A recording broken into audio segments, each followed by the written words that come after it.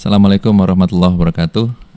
Hari ini kita akan sedikit membahas mengenai kiat praktis bagi umat untuk menghadapi ikhtilaf atau adanya perbedaan-perbedaan yang ada. Sebenarnya ikhtilaf ini masih di dalam domainnya para ulama, tetapi kadang-kadang umat ini ikutan juga gitu ya.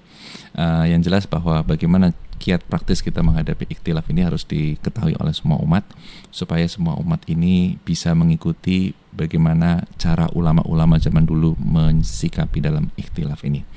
Oke ya, jadi ini pertama, ini sangat penting sekali. Ini ada sedikit slide.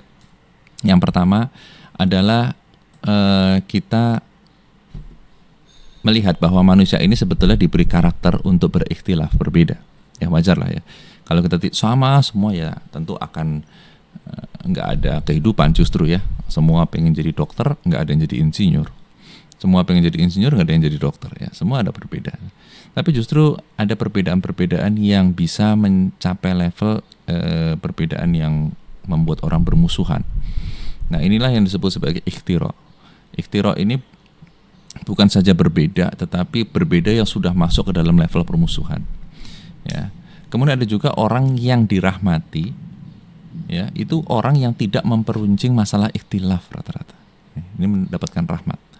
Lalu bagaimana ada yang disebut sebagai hadis misalnya, bahwa perbedaan itu adalah rahmat. Nanti akan kita bahas di momen yang di bawah ya. Oke. Dua jenis orang yang berikhtilaf. Nah, ini kita harus melihat nih. Ini hanya satu slide ya. Yang pertama, orang yang disebut sebagai ahlul ikhtilaf. Wah, ini orang yang suka berbeda nih ya. Ini ketika dia menjumpai ikhtilaf yang menimbulkan mudarat, yang menimbulkan kerugian, maka akan muncul suatu hasad di dalam dirinya. Kemudian hasad atau dengki ini ya akan menimbulkan fitnah. Ya, dia akan menimbulkan fitnah. Kemudian apa yang terjadi? Otomatis bertengkar antara kubu yang satu dengan yang satunya dan akhirnya terpecah. Ya. Ingatlah bahwa sesungguhnya Rasulullah itu, ketika kita mencintai Rasulullah adalah kita mencintai apa yang dicita-citakan Rasulullah. Salah satu yang dicita-citakan Rasulullah adalah persatuan umat. Sehingga kalau kita terpecah, berarti kita tidak menjalankan atau tidak mengikuti apa yang dicita-citakan oleh Rasulullah. Ini hati-hati.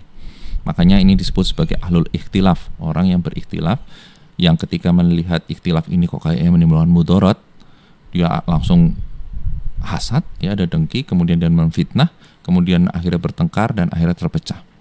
Yang kedua, ada ahlul rahmah. Ya, ini orang-orang yang mendapatkan rahmah seperti yang tadi dijelaskan di atas. Berbeda pendapat mengkondisikan mereka untuk tidak menimbulkan perpecahan. Ya. Seperti siapa? Seperti ulama para mazhab atau para imam mazhab. Ya. Itu banyak contohnya. Nanti akan kita lihat. Misalnya begini. Ulama-ulama yang sebelumnya itu misalnya Imam Syafi'i itu justru membid'ahkan kunut, sedangkan Imam Hambali tidak. Ini justru kebalikan ya. Nah, tapi mereka sangat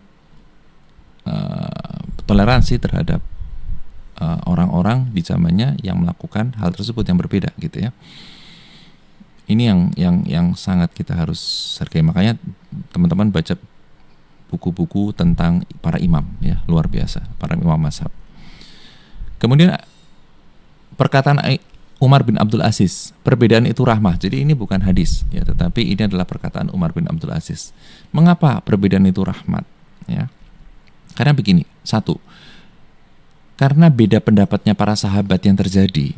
Kadang-kadang kita menggunakan sahabat dengan ini dari sahabat A, ini dari sahabat B gitu ya. Kenapa kok berbeda pendapat? Ya. Karena bisa jadi berbeda pendapatnya para sahabat itu justru bisa menjadi bahan istihad atau kaidah para ulama. Maksudnya apa? Approach-nya ulama tergantung dengan daerah-daerahnya masing-masing gitu, bisa jadi gitu ya. Ya.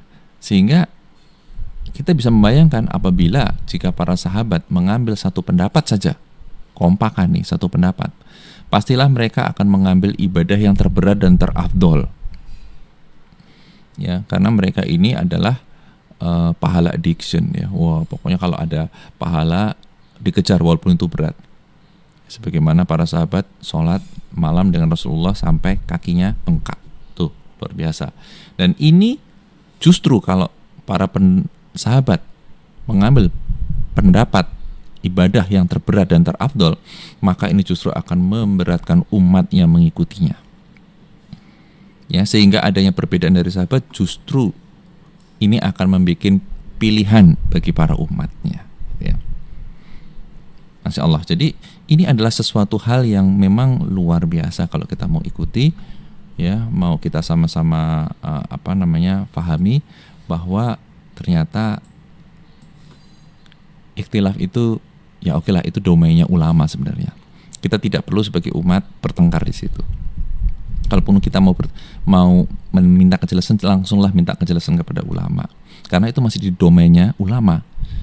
Daripada nanti kita memperuncing masalah itu di umat, ada orang-orang yang tidak suka dengan Islam dan dia menyusup ke dalam Islam sehingga dia justru memecah belah kita. Nun wal qawmi wa ma yasturun.